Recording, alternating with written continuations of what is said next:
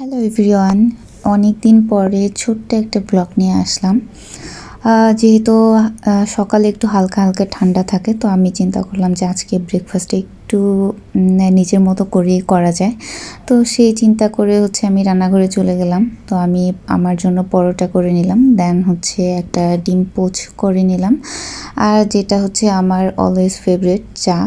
চা না হলে আমার তো চলে না। তারপরে ইদানিং একটু চা কম খাচ্ছি, কিন্তু যেহেতু আজকে একটা ব্রেকফাস্টে ভিডিও করছি, জন্য চাটাও করে নিলাম।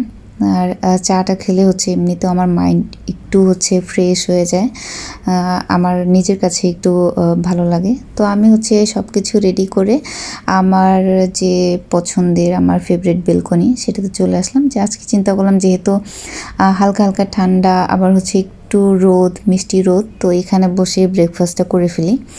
তো এটা চিন্তা করে আমি বেলকনিতে চলে আসছি। এই যে আমার ব্রেকফাস্ট আমি করছি, আমার ফেভারিট চা, আমার ফেভারিট প্লেস, সব কিছু মিলায়। আল্লাহ হাফেজ।